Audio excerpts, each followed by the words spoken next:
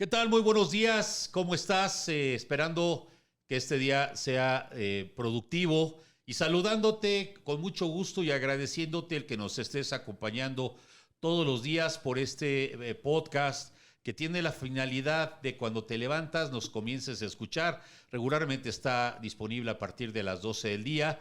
Y bueno, los lunes y miércoles de entrevista que estamos comenzando con el sector de directores de seguridad corporativa. Y el día de hoy nos está acompañando Enrique Alamillo González, a quien le doy la más cordial de las bienvenidas. Bienvenido, mi querido Enrique, muchas gracias por acompañarnos, por tu tiempo. Yo sé que eres una persona muy equivocada, pero no puedes faltar porque eres un gran referente en seguridad corporativa en México. No, muchas gracias a ustedes por la invitación. Gracias, Víctor, y un placer estar aquí para platicar con todos. Muchas gracias. Bienvenido nuevamente. Y bueno, como ustedes ya saben, vamos a leer un poco de su currículum.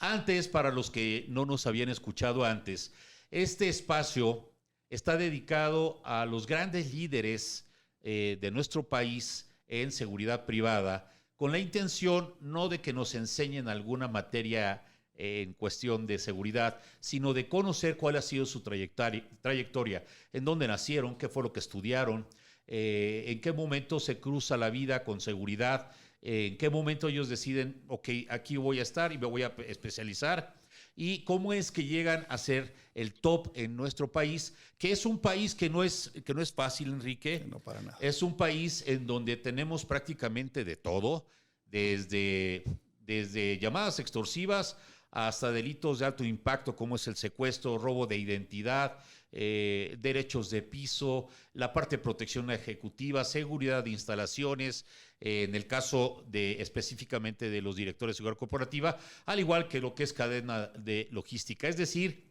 el director de seguridad corporativa está prácticamente contemplando todas las herramientas para una industria del crimen, desde robo de transporte hasta secuestro, llamadas extorsivas, de todo. Entonces, son personalidades que son, en otras palabras, gestores de crisis. Entonces, ¿cómo es que se preparan?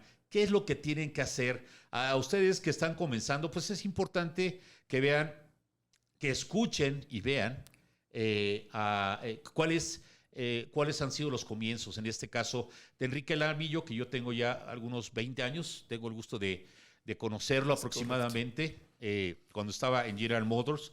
Y bueno, pues yo déjenme decirles, a lo personal es una persona que admiro mucho, porque es de las personas que va ascendiendo y preparándose de manera muy profesional, callado, no se mete con nadie, ni para bien ni para mal. Sin embargo, sí participa, y que me consta es un gran mentor para muchos de seguridad, y me incluyo.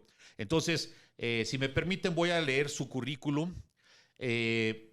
Gonzalo Enrique Alamillo González, que es su nombre completo, es originario de la Ciudad de México, de una familia de madre enfermera, por cierto, extraordinaria, y padre comerciante, de quien aprendió que no existen límites y obstáculos. Es el mayor de 3 hermanos que trabajan en el sector salud en este país. Gonzalo Enrique aprendió desde muy joven que el servicio a los demás con calidad humana marcaba la diferencia, además de reconocer en sus padres la constante diferencia en luchar día a día. Vivió su infancia y juventud en 3 de las zonas más complejas de la zona metropolitana, que es la Gustavo Amadero, Ecatepec y Tacuba, donde la seguridad era primordial. Pues imagínense, ¿no? Ahora sí que barrio, ¿no? Viene de ahí como muchos de nosotros. Es ingeniero industrial por el Instituto Politécnico Nacional, con una especialidad en seguridad e higiene industrial. Realizó su primera especialización y tesis en la aplicación de métodos de calidad Dimin Ishikawa para centros de control de seguridad.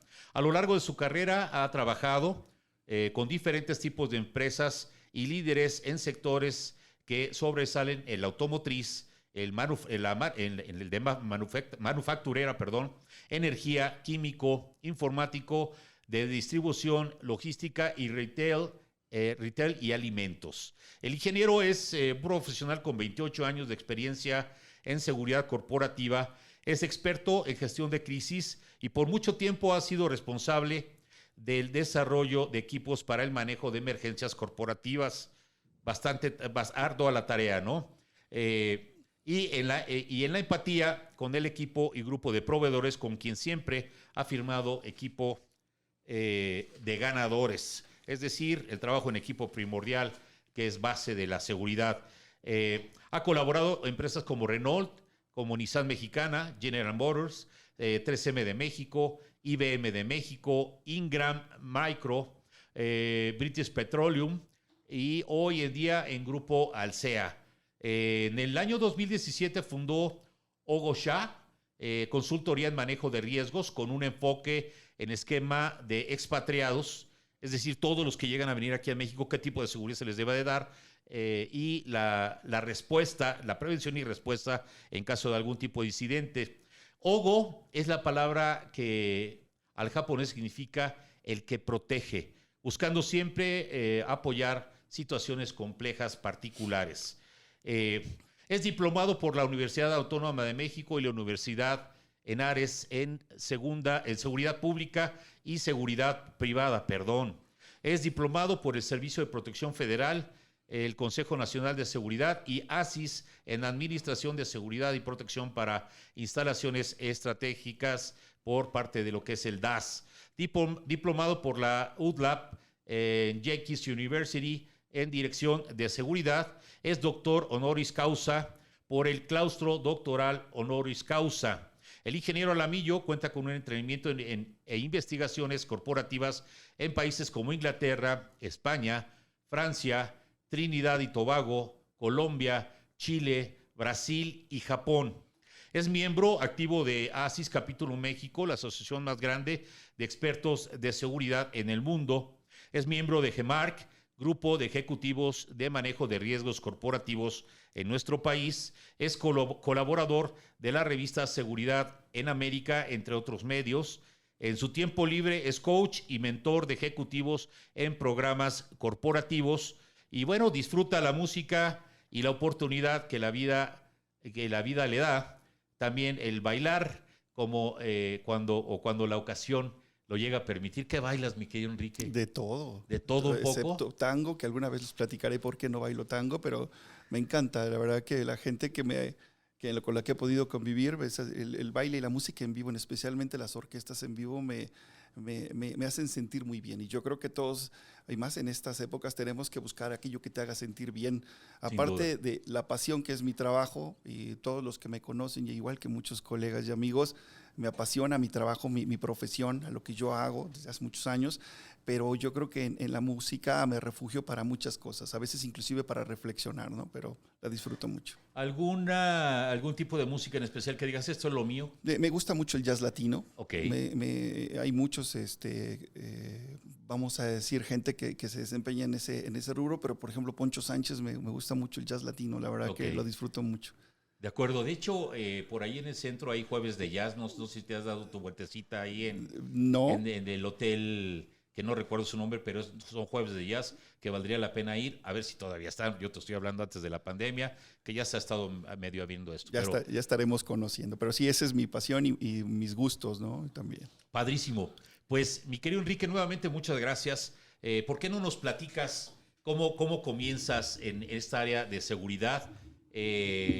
¿Qué fue lo que estudiaste? Digo, ya vimos que estuviste en Ecatepec viviendo, que son colonias en donde la seguridad es primordial de siempre, ¿no? Que debas de cuidarte al momento de llegar, de estar observando. De ahí nace, platícanos un poquito de todo esto.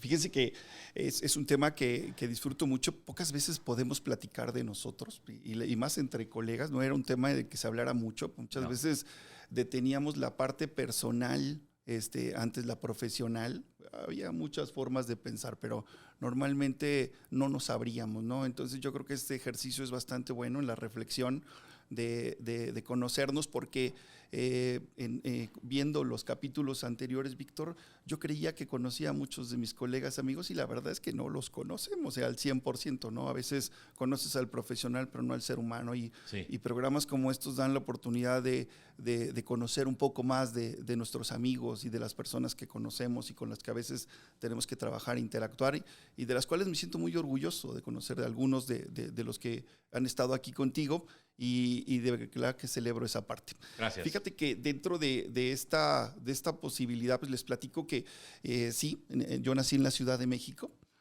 Mis padres, como bien lo comentan ahí, que prácticamente todo el tiempo han estado asociados al sector salud. Mis hermanos hoy el día. Todo el mundo pensaba que yo iba a ser médico en algún momento también, pero no, pues desde muy chico yo me fui por el área técnica. Desde siempre fui el tema de la electricidad, me gradué como técnico, después hice en esquemas, yo hice vocacional del Instituto Politécnico Nacional, hice también un tema de técnico en electricidad, y vamos, parecía que iba yo para allá. Entonces, algo muy interesante es que yo nunca, a partir de que comencé o concluí la vocacional, dejé de trabajar. Yo prácticamente trabajo toda la vida, desde que tengo uso de memoria, en materia educacional y profesional, siempre han ido de la mano, y empecé desde trabajando en las cosas más sencillas, ¿no? Yo por ahí te puedo decir que mi primer trabajo fue vendiendo pizzas, y que es muy interesante a los años, porque estuve con una pizzería que creo que ya no existe, Shakey's Pizza, que estaba ahí por Insurgentes, contraesquina de Ferrocarriles Nacionales, y pues ahí empecé vendiendo pizzas y helados y demás. Y papas sazonadas, que era lo que hacía Shakey's. Negocio propio. No. Pero ¿cuál fue lo interesante? Empecé a notar el esquema de qué era lo que a mí me gustaba, ¿no? Yo estaba terminando la vocacional, iniciando la carrera, y yo dije, vamos, si me gusta el tema de las plantas, de las empresas, yo quiero trabajar en una empresa. Y entonces un día pedí oportunidad a una empresa que entonces era una refresquera, que se llama Sidral Haga y Jarritos, y me dieron la oportunidad. Ya era yo un técnico, y me dieron la oportunidad de entrar como técnico. Entré como técnico, es un técnico general, en el cual dentro del equipo, pues lo recuerdo perfecto, porque había un electricista, un mecánico, un tornero, un soldador, y yo era esa parte de ese equipo, ¿no? ¿Cuál era nuestra función? Era que nunca la línea de producción se detuviera, ¿no? Y fíjate que fue un tema muy interesante, porque aprendí también ahí que siempre había una forma de hacer las cosas. Había veces en la mañana que tú llegabas y veías un tendedero eléctrico, y decías, ¿y esto qué hace aquí? Pues es que esta máquina se descompuso esto, y la única forma de llegar corriente era esta, ¿no? Entonces había torneros que hoy ya no son tan comunes, pero tú sabes que te hacían una pieza en el torno, y te la desarrollaban, y la poníamos y demás. Era otra época, entonces los refrescos se vendían en vidrio, teníamos máquinas llenadoras y demás, pero ¿por qué lo tomo como patada de inicio esto? Y déjame te platico, yo para entonces ya tenía yo bases. Algo que le agradezco a mis padres. Mi padre me influyó muchísimo, que desde muy joven aprendiera yo idiomas. Ya para entonces yo ya dominaba el idioma inglés, lo cual para mí fue una ventaja, había sido una ventaja competitiva toda mi carrera, pero a muy joven sí, entre técnico, y pues nunca te esperas que un técnico mecánico de una refresquera en aquellos tiempos hablaba inglés, ¿no?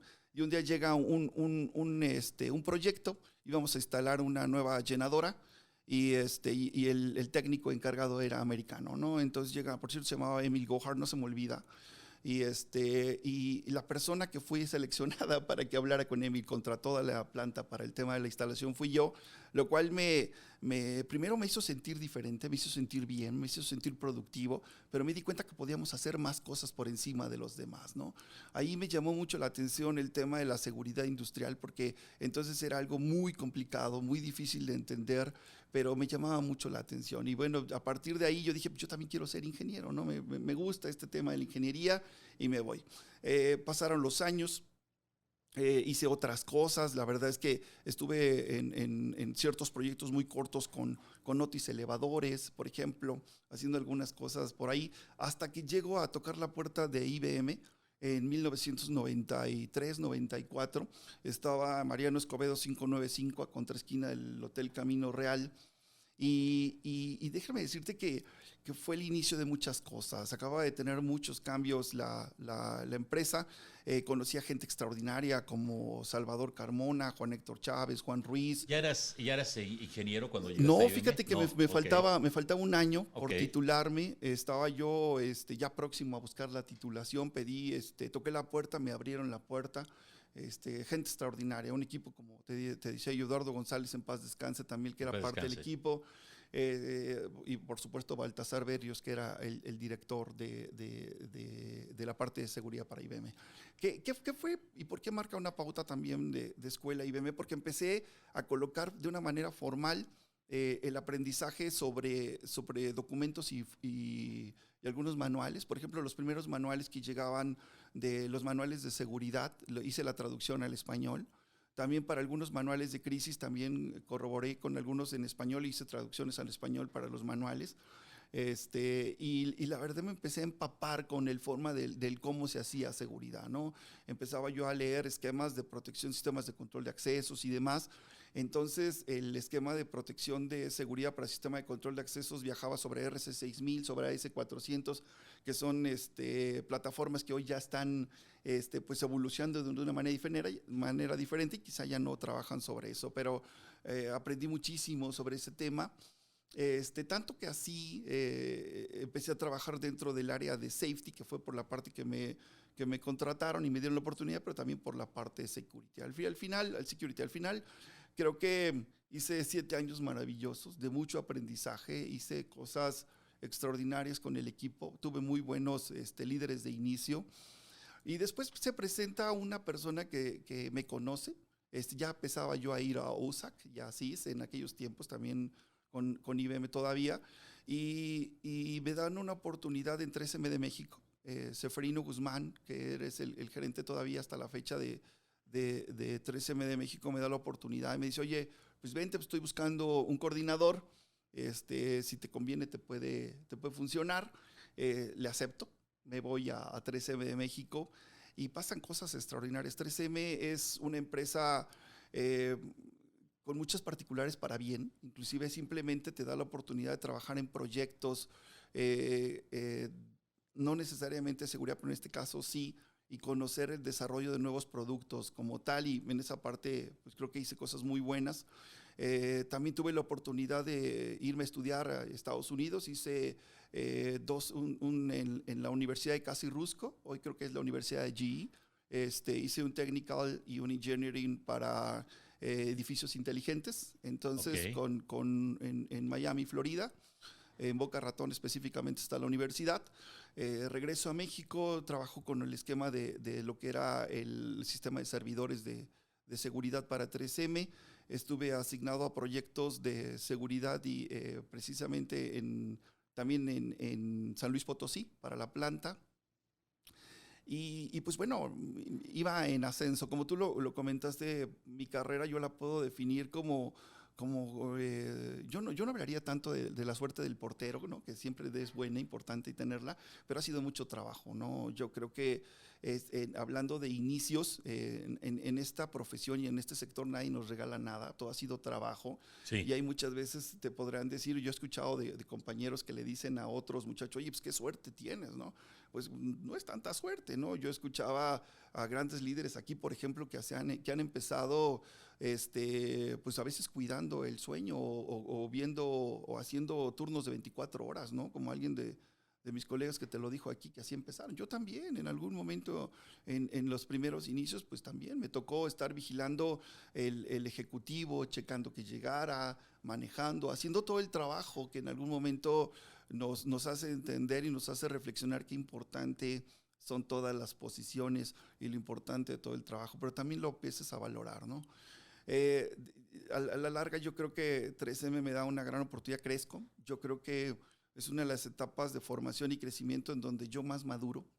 lo tomo muy, muy a bien y se lo he dicho a Seferino de frente a quien le mando un saludo, Saludos, buen Seferino. pero le puedo decir que maduro mucho esta parte, ¿no? Él mismo, y pocas veces lo he platicado, pero él mismo me da la oportunidad de seguir creciendo. Me dice, oye, ¿sabes qué? Pues parece que hay una oportunidad en Ingram Micro, están buscando a una persona, y pues bueno, valdría la pena que lo buscaras, ¿no? Es un tema de crecimiento, no es que me quiera deshacer de ti, pero ándale, ¿no? Y la verdad que voy y con muy buena suerte. Ingram le interesa mi planteamiento, la forma en la que yo estructuré un plan para ellos y vienen unos años también sumamente buenos con Ingram Micro, con los directores y con el equipo de trabajo de la cadena de logística que tiene Ingram. Yo era el sucesor de dos personas grandísimas, que uno era Kael Malo, que era precisamente llegué a tomar su posición porque él iba a Hewlett Packard, y antes de Eduardo González Quevedo, ¿no? Entonces la silla estaba calientita, había cosas que había que tomar en cuenta y te puedo decir que empecé a trabajar en proyectos que abrían la mente para muchas cosas. Empezamos a trabajar con grupos de transportistas para los primeros blindados. Empezamos a trabajar con los primeros equipos de reporte de cajas, de cierres automáticos. Empezamos a trabajar con desarrollos hechos en México para la protección de transporte. Empecé a trabajar en aquellos tiempos con la Policía Bancaria Industrial, con un grupo muy bien estructurado, con una logística muy bien hecha. Tenía un equipo bastante bueno.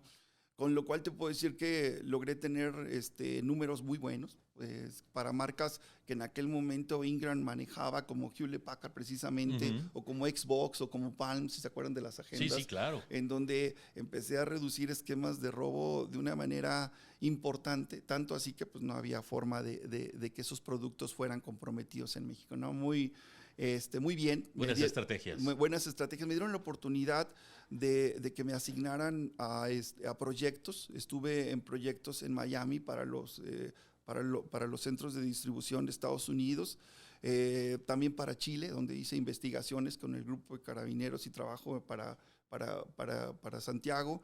Y la verdad que muy contento porque entonces empecé a tener una visión que yo ya había manejado de alguna manera, pero una visión asociada también a la forma corporativa y latinoamericana de cómo estábamos estructurando las cosas. ¿Ya eras CPP y eras ingeniero ya en ese momento? Fíjate que ya era ingeniero, CPP no, pero algo que pasó conmigo y que lo he platicado con muchos yo y los comparto con todos ustedes es que yo empecé con una formación corporativa, y yo creo que desde IBM, en donde me fui formando con especializaciones internas. Hubo una empresa que se llama BP, British Petroleum, en donde empecé a tener entrenamientos y precisamente crecimientos en ese sentido. Tuve la posibilidad, como lo mencionabas, en varios países, pero por ejemplo, para temas de entrenamiento tuve un entrenamiento en Trinidad y Tobago para el tema de disturbios sociales o manifestaciones en países en donde realmente era complejo el esquema, ¿no? Tuve entrenamientos, por ejemplo, en Colombia para derechos humanos en guerrilla. Estuve en Casanares y Cupiagua en temas de protección de ductos de petróleo. He tenido entrenamientos para esquemas de protección para lo que corresponde a manejo de crisis mundial. Entonces, mis entrenamientos han sido que se lo tuve en Londres también. Entonces, con British fue un tema también muy, muy importante en el tema del entrenamiento global. Mi jefe era colombiano, y Juan Felipe Román, un tipo extraordinario también. Pero te puedo decir que en el esquema del entrenamiento fue siempre con una visión organizacional, pero tomando en cuenta el tema global para esa parte, ¿no? Eso me ayudó muchísimo en el tema del crecimiento para las empresas que seguían, que es propiamente mi brinco al sector automotriz. Okay. Que es exactamente el momento en el que yo empiezo a ver, sí de una manera global, pero yo diría que más como un líder corporativo de seguridad, ¿no? Cuando yo llego a General Motors, venía yo de un sector que era el de la energía, el petrolero y demás, a un sector que tiene sus particularidades y en eso todos los que están en el sector automotriz me entenderán porque sin ser algo diferente sí se cuece aparte y es un tema muy interesante en donde también, como tú lo comentabas, no solamente me fui a administrar y a gestionar, me fui a aprender y creo que GM fue algo muy bueno porque me tocó la última parte de los líderes de Rensen en Detroit, que haz de cuenta que era como la Liga de la Justicia, eran Ajá. todos los superhéroes de la General Motors, pero todas esas vacas sagradas de seguridad que tenía esta empresa en el mundo, ¿no? Tuve la oportunidad de trabajar con gente que ya traía 30 años en la bolsa de experiencia en manejo de protección ejecutiva, por ejemplo, y tuve entrenamientos en Estados Unidos, yo creo que muy relevantes para el tema de lo que fue General Motors. Desafortunadamente, después y al tiempo, pues me pasa o vivo el tema de la crisis, de la quiebra de General Motors. En esos momentos, pues la situación estaba compleja y pues surge otra oportunidad, ¿no? Surge una oportunidad en donde me hablaban precisamente para ver si podía yo trabajar con el equipo de Nissan Mexicana. El director de recursos humanos dice, oye, sabemos por dónde estás, sabemos qué es lo que estás pasando, te interesaría evaluarlo. Y lo evaluó, la verdad es que era una buena propuesta. También yo creo que ya era un ciclo que se había concluido y fue algo bastante bueno y tengo grandes amigos en General Motors.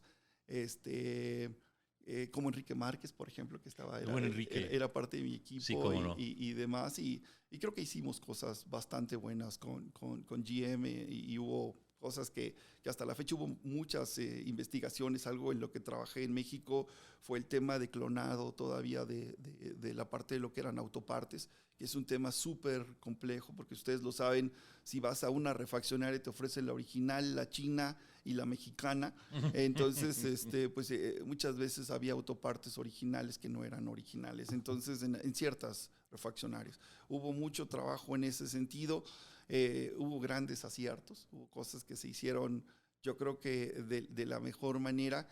Y recuerdo con mucho cariño mi estancia con General Motors y es la que me da la pauta, ¿no? También para continuar y en ese sentido trabajar e iniciar lo que fueron 8 años con Nissan Mexicana, que ahorita te contaré, pero, pero que me dan la posibilidad para abrirme a un mundo ya, porque vienen más países, viene una forma diferente de ver, me vuelvo responsable regional de la seguridad para la compañía. Entonces ya veía yo todas las situaciones que pasaban en Chile, Brasil, Argentina, Colombia. Crezco en otras partes que también es ahorita que les voy a decir, porque me dan más responsabilidad esa parte de seguridad. Y yo no sé si a veces eso está bien para la gente de seguridad, tomar más responsabilidades, ¿no? Porque siempre a veces pudiera hacer ruido.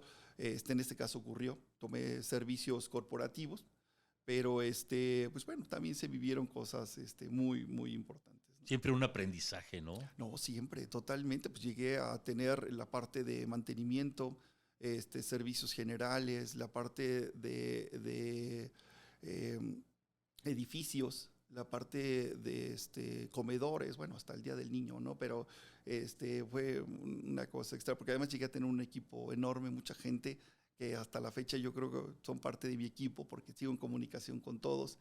Y no solo en esto, también en las empresas que ya les platicaba, tuve la oportunidad de tener equipo bastante, no solamente productivo, sino que se podía desarrollar. Y esa es siempre una de mis prioridades.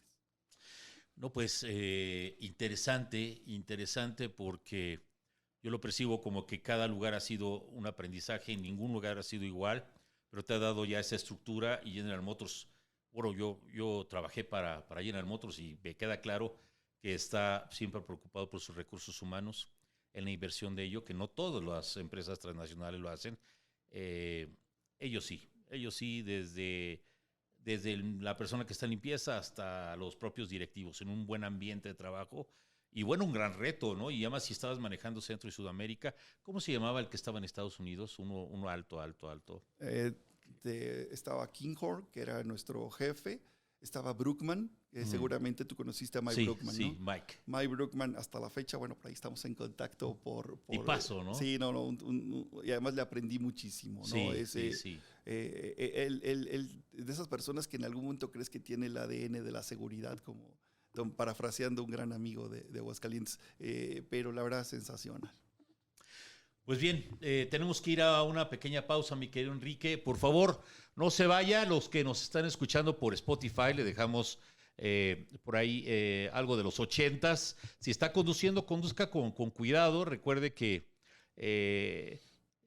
debemos de hacerlo. Olvídese de ir texteando, olvídese de ir distrayéndose. Mejor escúchenos, escuche esta pieza musical de los 80s y regresamos de inmediato para continuar con la entrevista del buen Enrique, un buen amigo y un gran profesional de la seguridad.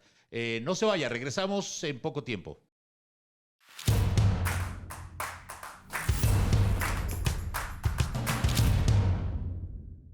Bien, pues ya estamos de regreso con Enrique Alamillo, que nos está visitando el día de hoy y contando toda su historia desde que inicia en el área de seguridad, cómo va cambiando de corporativo y cómo va adquiriendo cada vez mayor responsabilidad. ¿Y saben qué es lo importante de esto?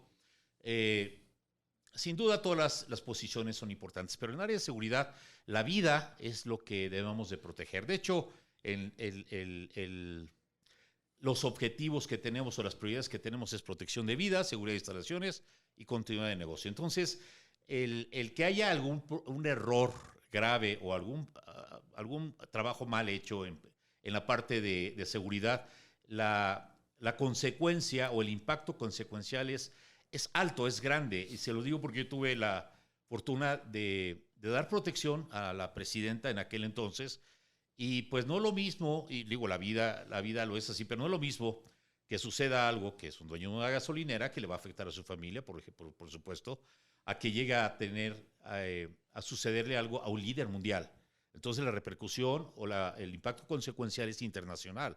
Entonces, a ese nivel es la responsabilidad que está llevando. Pero nosotros como proveedores de protección, porque no nada más es eso, para eso están los directores de seguridad corporativa que deben de saber a qué compañía contratan, cuáles son los estándares, que tengan permisos, que estén debidamente constituidas las empresas, que el personal esté calificado, independientemente de todas las áreas. Entonces, de verdad que es gente que merece todo mi respeto, las personas que están en la línea por todas las áreas de seguridad que está viendo, desde investigaciones, desde cadena de suministro, lo que llevamos, lo que son las instalaciones, el comité de manejo de crisis, lo que es el secuestro. De verdad son 11 áreas, si no me quedo mal, si quedo mal, pásenmela por ahí, Rubén Fajardo, él es el culpable. Entonces, platícanos, ¿cómo fue? Ya estás en General Motors, ya eras ingeniero, ya eras CPP, ¿te costó mucho trabajo estudiar la carrera aún trabajando? ¿Cuál es tu historia, mi querido Enrique? Sin duda todo es un esfuerzo y yo creo que la palabra va de la mano siempre con todo lo que hemos trabajado, los que nos dedicamos a esto, los que tenemos esta profesión, la cual la amamos, porque pues, nadie podría trabajar en una profesión similar si no la ama, y yo creo que ninguna, ¿verdad? Ninguna profesión, nadie debería. Definitivamente todo es un esfuerzo. Yo les platicaba que desde nivel preparatoria vocacional, no solamente era la escuela, sino el qué más podrías tener como ventaja, ¿no? Yo recuerdo el esfuerzo no solamente mío para estudiar en las tardes, sino a veces el de tus padres, ¿no? El inglés en aquel momento, yo me acuerdo porque lo tengo sumamente, soy de datos, el inglés me costaba 75 pesos, ¿no? Y mi papá decía, aquí está lo de tu inglés, ¿no? Entonces, era un tema importante y todo es un esfuerzo alrededor de que las cosas ocurran. Sí. Yo creo que, y hasta la fecha, ¿no? Le platicaba, yo terminé hace no mucho el diplomado con la UTLA y era cuestión de a veces estar trabajando y en la noche llegar a estar estudiando o estar trabajando y demás, y ha sido un constante, ¿no? Ya son más de 27, 28 años a la fecha y demás, y ha sido un constante en toda mi vida. Yo creo que algo que nos debe de describir de una manera importante a nosotros es esa necesidad siempre de estar adelante para con nosotros mismos, ¿no? Eso es sumamente importante. Dentro de la posibilidad o de lo ingrato que pudiera ser a veces una profesión como la de nosotros, como tú dices, porque estamos y trabajamos con riesgos, estamos y trabajamos con cosas que pueden ocurrir todo el tiempo y que a veces no tenemos todas las posibilidades de a veces primero de detectarlas, de atacarlas o mitigarlas en primera instancia o de evitar de que ocurran, pues es un tema súper importante para nosotros el estar preparados siempre. Pues yo te puedo decir que siempre fue difícil, pero una vez que me di cuenta que era algo para mí en el tema de crearme una ventaja, me ha sido algo que me motiva. Sí me ha complicado a veces, te puedo decir que cuando trabajaba yo en Sidralaga y Jarritos, hubo momentos en donde no aguantaba, en donde el tema del cansancio físico era extenuante y un par de veces me pasó porque entraba yo a la planta a las 6 de la mañana, salía yo a la 1:30 de planta y hay veces que para correr, porque yo estaba en la planta de Texcoco, en Jarritos y Sidralaga, en EMSA, de Netzahualcóyotl, allá en Texcoco, y yo estudiaba en UPIXA, Ingeniería Industrial. Entonces, si me levantaba a las 6, si entraba a las 6 a la planta, tenía yo que viajar de Ecatepec a Texcoco en camión, para entrar a planta a las 6, salir a la 1:30, a la 1:30 llegar a la universidad, a UPIXA, al Poli, y ahí estudiar hasta las 10 de la noche, para irme a tomar un camión a Indios Verdes y regresarme a Ecatepec. Si eso no es esfuerzo, si eso no es trabajo, pero ha sido una constante, si es un tema en el cual me siento muy orgulloso. Últimamente he tenido la oportunidad de reflexionar y valorar con mi familia y con amigos en varios momentos y a veces inclusive con esta parte del doctorado y algunos reconocimientos que agradezco todo el tiempo que se han dado a la carrera, es exactamente esa parte, ¿no? Y es a veces lo que quieres transmitir. Tú lo decías y lo dices muy bien, a veces no quieres hablar del cuánto sabes, del dónde aprenderlo y demás. A veces lo que tienes que transmitir es nunca dejes de moverte, ¿no? Nunca dejes de ir adelante, de luchar, pero de prepararte es un tema sumamente importante, ¿no? Y más en sectores como este donde a veces está súper competido, ¿no? Hoy yo no creo que ya va a ser solamente conocer de seguridad y saber cuál es el ABC y el formato, sino ahora precisamente en esto que nos viene y espero que pronto se dé y que ya todos podamos hablar de pospandemia, exactamente cómo voy a replantear la forma en la que estoy trabajando, cómo replanteo mi plan organizacional, mi trabajo, el tema de educación personal y hacia los demás, que es donde les tengo que apoyar y es algo que hago constantemente con el equipo actual, con los equipos anteriores, es algo en donde yo voy pensando exactamente cómo los puedo apoyar, qué es lo que tengo que desarrollar y precisamente porque al final y al cabo no solamente es tu equipo y no solamente tiene que dar resultados, sino hay un tema de desarrollo personal que tienes que ver y hoy pues hasta esquemas como depresión y demás y que están visibles dentro del equipo, ¿no? O cansancio o estrés hoy vivimos con otros temas. Entonces, hoy el líder, la persona que está a cargo de grupos de alto desempeño debe tener capacidades desarrolladas en ese sentido. Entonces, así es como yo lo contemplo, Víctor. ¿Qué sigue después de General Motors? Fíjate que acepto la propuesta que me da Nissan Mexicana. Y ellos me decían que tenía mi primer plan y mi primer objetivo era ayudarlos a proteger al CEO global, que prácticamente entraba en una etapa en la que necesitábamos robustecer esta parte. Empecé a trabajar con el equipo de México y con el equipo de internacional, con el equipo de Japón y Estados Unidos. En Estados Unidos estaba a cargo una persona que se encargaba del tema de los movimientos a través de los aviones corporativos y en Japón la persona que veía el esquema de agenda. Entonces empecé a trabajar en una visión primero para el país y después para el tema lo que correspondía a Latinoamérica. Entonces para temas donde estaba Brasil, donde estaba Colombia, donde estaban lugares en donde era necesario proteger a nuestro CEO global, ¿no? Entonces fue algo extraordinario, porque además el señor es uno de los personajes quizá que más valorado en ese sentido como profesional, pero también como CEO. Alguien muy admirado por mi parte, pero lo logré, fíjate, y a lo mejor empiezo por el final y por la reflexión. Estoy sumamente contento por lo que trabajamos. Yo te puedo decir que en 8 años, y a pesar de que él salió un año antes de que yo saliera de la empresa, nunca tuve un incidente. Tuve un nivel de protección ejecutiva, por lo menos en lo que corresponde a Estados Unidos y Latinoamérica, trabajado de una manera, yo digo que extraordinaria. Y la verdad que es uno de mis orgullos hasta la fecha en esa parte, por lo complejo, porque además ya no teníamos que ver solamente el tema de la llegada al aeropuerto de Toluca, como a veces lo llegas a ver, ¿no? Sino veías el avión que salía de México, que bajaba en Brasil, que venía para Estados Unidos, o sea, era un tema en temas y cómo lo trabajábamos, ¿no? Toda la logística. Toda la ¿no? logística. Gran experiencia. Interesantísima, y luego el esquema de protección, cómo lo podíamos establecer, cómo era, por ejemplo, para Colombia, cómo era para el Ecuador, cómo era para Brasil. Entonces eran temas diferentes para Argentina, para Chile, lugares donde él visitara como lo estaba. Entonces fue un tema en donde empecé a voltear y a trabajar con equipos locales hacia Latinoamérica y empezar a hacer cosas también bastante buenas. Creo que el trabajo que se hizo con el equipo de Japón es bastante bueno. Les aprendí muchísimo también al esquema japonés en temas de protección, porque uno podrá pensar que a veces en la fuerza están las condiciones de la seguridad y no necesariamente la estrategia pesa más. Lo aprendí de los japoneses.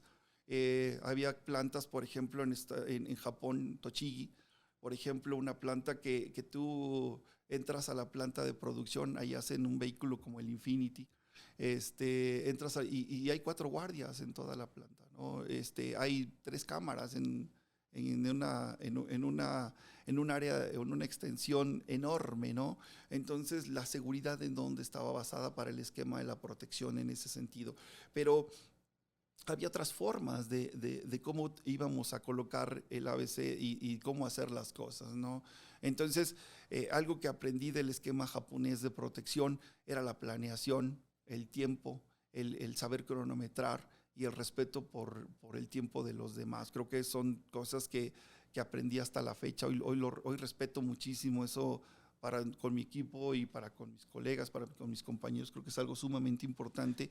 Y la verdad que me dio la pauta para hacer cosas muy buenas. Tuve la oportunidad en este sentido de trabajar y de dar conferencias sobre esquemas de protección ejecutiva en México, en Francia, en Japón, en España. Y la verdad es que algo muy interesante, porque cuando tú compartes esquemas de protección ejecutiva hacia la parte de lo que es el mundo, al mundo le vienen muchas dudas sobre cómo lo hacemos, ¿no? Y cuáles las partes importantes de cómo protegerlo. Era un tema súper interesante en grupos interdisciplinarios globales de protección, ¿no? Pero yo creo que ahí no solamente aprendí esa parte, el tema de la protección y de la secrecía de la parte de lo que corresponde al desarrollo de vehículos fue otra parte, el manejo de expatriados. Y pues bueno, te puedo decir que fue como mi maestría en seguridad automotriz. Creo que hoy estoy sumamente contento con esa parte. Trabajé mucho en el esquema, por ejemplo, también de la parte de lo que son llaves, que hasta la fecha es un tema sumamente complejo, el negocio de las llaves y los control remoto en México. Yo inicié desde General Motors y seguí después con una parte en Nissan, porque es un mercado negro terrible el tema de las llaves, sí, y de los controles remotos en nuestro país, y de cómo se manejan esa parte, ¿no? De cuáles son las fábricas o las empresas autorizadas, cómo se manejan. Entonces, y la otra, la logística de vehículos a lo largo de nuestro país, ¿no? Y también pues el desarrollo de plantas. Tuve la oportunidad de trabajar en los proyectos como Aguascalientes 1, Aguascalientes 2, bueno, Aguascalientes 2 y 3 y Aguascalientes 1 la actualización, y en otros proyectos como Brasil en Resende también, donde estuvimos trabajando con esquemas de seguridad para una planta nueva de Nissan. Entonces, pues han sido cosas extraordinarias en ese sentido también. No, y hablas de esta parte de protección ejecutiva que también, bueno, tú es una de mis pasiones, el estar viajando con, bueno, en el caso de VIP Protection, nosotros nos decían, oye, va a ir a Guatemala, de Guatemala se pasa a Colombia, de Colombia se va a Sao Paulo, de Sao Paulo va a Río, de Río se pasa a Argentina, y van los dos o los tres más grandes en sus propios jets. Entonces nos íbamos un mes antes a ver la compañía, las unidades que no encuentras suburbans, que están a veces muy relajados. De verdad es que yo llegué a apreciar el mercado mexicano porque decía, en México vamos adelante que todo Centro y Sudamérica en cuestión de la preparación de la gente. Aquí ya se te pide, a ver, está registrado, tiene curso de primeros auxilios, de manejo evasivo, de protección ejecutiva, qué experiencia tiene. Allá me ponían policías, que no era malo, pero pues tampoco era bueno. Yo me recuerdo que era viajar a cada país, hacer la ruta en seco, las subrutas, el aeropuerto, los hospitales, que tuvieran banco de sangre, que tuvieran el helipuerto, que tuvieran área VIP, estos hospitales en el propio hotel, la revisión, el contacto con el director del hotel, que no fuera arriba de un quinto piso, porque no alcanza las escaleras de los bomberos, que no estuviera arriba de, bueno, toda la serie de protocolos que debes de llevar, hasta regresarme ya en cada lugar con ellos, el timing, que es importante. Yo les comentaba que en algún momento estuvimos trabajando con la ONU, porque los directores de esta empresa de fast food iban a donar, creo que $4 millones en Guatemala, para la gente que había llegado un huracán y estaba viviendo en una zona despoblada. Les hicieron ahí la ONU, ¿cómo se llamaba? Por parte de la ONU es WFP, es World Food Program. Fuimos con ellos, alquilamos helicópteros, traíamos una columna de vehículos de 12 unidades apoyada por el gobierno, porque había incluso amenazas porque era una empresa americana y bueno, todo esto.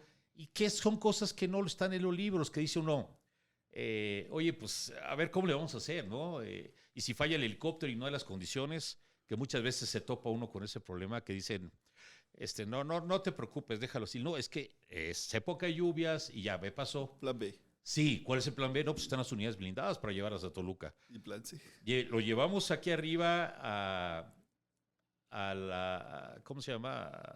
Al World Trade Center, no, a la Torre Mayor. Ok. Ya no hubo condiciones y ya lo volteé a ver porque decían, es que ¿cuánto vas a cobrar? Le digo, pues es que no es eso, es que lo tenemos que llevar. Ya cuando dice no hay las condiciones, ya lo volteé a ver y dice, no, bueno, allá están las unidades, ahora le vamos a Toluca. Entonces, son grandes experiencias que no necesariamente están en un libro y que te dan oportunidad de decir, bueno, si ya manejé esto, ninguna protección es igual, pero te dan la oportunidad de decir, ok, estos esquemas yo ya los manejé y funcionan. O los protocolos que debemos de adoptar de manera de preventiva y reactiva, el plan A, el plan B e incluso el plan C. Importante toda esa logística. Totalmente, y creo que aciertas en todos los comentarios, Víctor. Bueno, tú eres un gran profesional en Gracias. México y en Latinoamérica para todo esto. Pero, por ejemplo, a mí me dio internamente dentro de Nissan la visibilidad corporativa para asignarme un proyecto que fue el último proyecto y del cual estoy muy orgulloso. Me asignaron como parte de... Nissan era patrocinador de los Juegos Olímpicos de Brasil en 2016 y me fui dentro del equipo de manejo de crisis del Comité Olímpico para Brasil. Estuve en Río trabajando ahora sí que como los chistes, estuvimos un americano, un japonés y yo trabajando, y un mexicano. Nos encargamos específicamente del estadio de voleibol, de la parte de lo que es la seguridad para el traslado de aeropuertos. Ajá. Y en la parte de lo que es la antorcha olímpica también correspondiente al recorrido de estrellas y de algunas personalidades en la antorcha olímpica en Río. Y exactamente lo que estás describiendo es lo que pasó. Ya traía yo el conocimiento de mucho tiempo de cómo hacerlo y cómo teníamos que hacerlo, pero cuando cambias el escenario y ahora estás, por ejemplo, entre favelas y tienes que correr con antorcha olímpica a las 2 de la mañana y además traes a personalidades y traes esquemas de protección con seguridad local, municipal, con seguridad planteada por ti y aparte con una seguridad fuera de que a veces no conoces quiénes son, sí.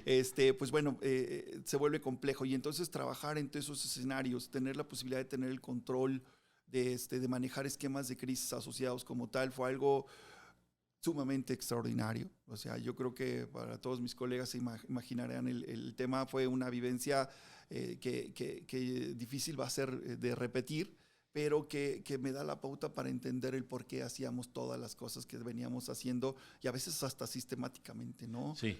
Entonces los planes y como tal funcionaron, estuvimos muy bien, nos vinimos de Río sin complicaciones, sin incidentes. Hasta la fecha de la clausura en Maracaná fue algo bastante padre y pues bueno, regresó a México muy contento. Ya no pude recibir un reconocimiento que nos dieron global, pero el trabajo en Río nos hizo merecedores del Premio Global de Seguridad Interno de Nissan. Lo recibió mi ex jefe y muy contento. La verdad que el Nissan fue algo a lo cual recuerdo mucho y tengo muchos amigos también. Qué bueno y buenas experiencias las que se han vivido.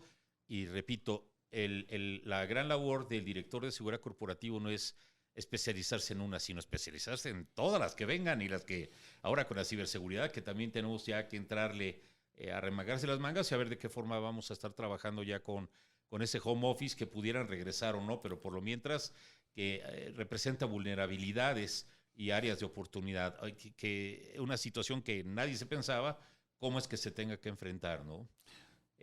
Alsea, platícanos, ¿cómo te va? ¿Cómo te sientes, hombre? No, hasta me acomodo, fíjate que la verdad es que muy bien. Es una empresa que me ha arropado, que me recibió muy bien. Oye, ya se cumplen 4 años de que yo llegué, de que termina todo esto que les platico de Nissan.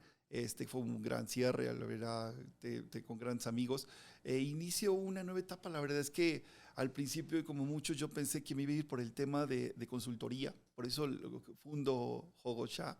Y después me doy cuenta que podría ser que a veces no tienes tú exactamente definido el futuro, ¿no? A veces tú lo piensas, lo planteas y hay veces que la vida te va llevando por otras partes. Sí. Tuve una llamada, yo no conocía realmente todo el mundo de Alsea, porque pues no era el sector donde yo venía y demás. Me tocó conocerlo al inicio. Tuve la oportunidad de conocer a los directores que me entrevistaron y demás, pero fue algo que hasta la fecha te puedo decir, fue como un gran corolario para toda esta parte, ¿no? Yo creo que le hacía falta a mi carrera. Estoy muy contento de aprender todo lo que he aprendido. Creo que hemos tenido un gran trabajo también. Nos han tocado momentos muy complejos. Definitivamente en esquemas de operación. Es una operación compleja y para los que no conozcan la empresa, son restaurantes. Restaurantes y marcas como Starbucks, como Domino's Pizza, Burger King, Vips, Portón, Italianis, entre otras marcas. Estamos hablando quizá en total y en general más de 40,000 empleados. Y todas las características que tienen las marcas, ¿no? Tenemos ubicaciones desde no solamente las que están a pie de calle o que están dentro de un centro comercial, también casi en todos los aeropuertos. Estamos en corporativos, en hospitales, en universidades, porque estamos allá adentro. Entonces convivimos de una manera estratégica con todo lo que le pasa al país, ¿no? Entonces ha sido bien importante trabajar con esquemas de alianza y convenio con diferentes estados. Hemos tenido cosas extraordinarias desde a nivel alcaldía o hasta a nivel con gente del estado, con los diferentes C5, C4 y demás.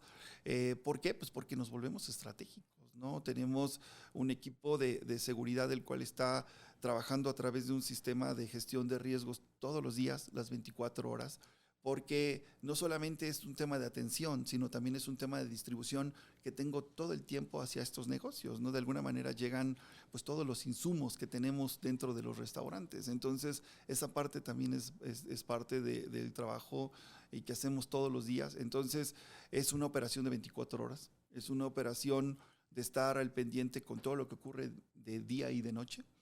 Y la verdad que han sido 4 años de entender, pero también de replantear, porque también me tocó, de esos 4, 2 han sido pandemia, entonces ha sido de sacar toda esta parte importante del conocimiento, del know-how de cómo hacer las cosas, para replantear lo importante del por qué hacerlas. Y a eso tomo uno de los comentarios que tenías ahorita. Después de todo esto, Víctor, pensando en cuanto tengamos la oportunidad de hablar de una pospandemia, todos tenemos que replantearnos y todos tenemos que replantear. Pareciera que el camino nos está llevando para el rumbo digital. Y esto, por ejemplo, que yo te decía y les comentaba que me encanta el tema de la seguridad actual detrás de los gadgets, en este mejor ejemplo, como hoy, que te agradezco otra vez la oportunidad de estar aquí, es exactamente parte de cómo estamos replanteándonos todos y cómo debemos de hacer las cosas. Si nosotros no estamos listos para eso y pretendemos que vamos a regresar otra vez a lo que estábamos viendo hace 2 años y medio en la forma de trabajar, en rutina, en horario y demás, pues a lo mejor no vamos a tener el mismo éxito que quisiéramos haber tenido. Hay que replantearse, hay que pensar la forma, no sé si necesariamente fuera de la caja o no, porque hay muchas formas de pensarlo, porque al final todos tenemos solo una caja, que es la que tenemos ahí aquí arriba, pero lo que sí te puedo decir es, tenemos que saber qué es lo importante que se va a dar, y yo creo que el tema digital es algo sumamente importante en el cual tenemos que prepararnos, en el cual tenemos que tener las personas adecuadas junto a nosotros para tener y hacerle frente a lo que viene y tener un plan. Tampoco podemos esperar que las cosas vengan, así sea el final de la pandemia, solamente porque ya nos tocaba, ¿no? O porque mucho tiempo estuvimos cerrados, o porque mucho tiempo sufrimos, ¿no? Hay que trabajar y esa es la otra parte. Quizá ha habido muchos años de preparación precisamente para esto que viene. Sí, coincido contigo, mi querido Enrique. Tengo 4 puntos que tocar contigo. ¿Quiénes son de tu antigüedad de CPP? Pues mira, desafortunadamente en temas de CPP yo no he tenido la oportunidad, te digo, mi formación es más internacional hacia esquemas corporativos. Okay, No, y ojo, soy ASIS de toda la vida. Sí, Pero siempre mi formación ha sido corporativa y local e internacional, la cual he disfrutado mucho. También me ha dado otras formas de ver las cosas, pero no, quizá algún momento también dentro de esta hambre de seguir conociendo y aprendiendo pronto lo haga. Te ofrezco disculpas, pero recordé que decía ahí de certificado, pero no, es DSE dentro de lo que había. En el esquema de DAS, precisamente, y te puedo decir que, pero de antigüedades te puedo decir que tengo a todos, porque además tengo grandes maestros, tengo gente que conozco de toda mi vida, y la otra es que gente con la que he trabajado. No soy alguien que trabaje solo, tú lo sabes. Soy alguien que normalmente habla, pregunta, o dice, oye, me está pasando esto y yo sé que tú eres un experto en México. Soy una persona que consulta, no soy una persona que trabaje en silos o solo y demás, o hermético. Sí, como bien lo decía, soy una persona que respeta mucho el trabajo de los demás, que en el mejor de los sentidos respeto también a todos mis colegas y compañeros, pero sé también cuándo levantar el teléfono y pedir ayuda. Entonces, y eso me ha ayudado también a tener buenos resultados, porque nosotros aún dentro de esta área no somos expertos en todo. Entonces, por eso es que muchas veces te he llamado para pedirte un consejo, así como le he llamado a otros grandes amigos y colegas diciendo, en este momento, ¿qué crees que me conviene hacer? Inclusive para temas de vida, ¿no? Yo te puedo decir que en algún momento estuve evaluando un trabajo estoy hablando de 2009, a lo mejor en Ciudad Juárez, para temas de maquila, de empresas de maquila, en donde estaban completamente llenas por esquemas de narcotráfico, ¿no? Entonces, en donde dices, ¿sabes qué? Pues aquí tengo que hacer un paso para atrás, ¿no? Entonces hablo con un par de amigos, por ejemplo con Carlos Evane, hablo con Gildardo Avendaño, y parte de sus comentarios, amigo, pues regrésate, ¿no? Ese es un tema que a lo mejor no estaba en tu forma de manejarlo, ¿no? Pero te puedo decir que yo creo que ha sido de lo mejor que he podido tener siempre, el tema de saber a quién llamar, qué hacer, cuándo poder recibir un consejo y tener esa humildad, que también la platicaban en tu programa hace algunas semanas, ¿no? Sí, no, sin duda algo que te destaca es tu sencillez y tu humildad, de verdad. Yo te admiro y te respeto. Soy tu fan, mi querido Enrique. Igualmente. ¿Es Alsea tu mayor reto? Yo creo que no. Yo creo que es mi pasión, mi mayor reto. Es todo, porque yo te puedo decir que desde el día 1 que decidí quedarme en este sector, en esta parte, como muchos de los amigos que lo han descrito, no, yo creo que mi mayor reto es trabajar en seguridad, porque además no sé hacer otra cosa, y creo que lo hago bien.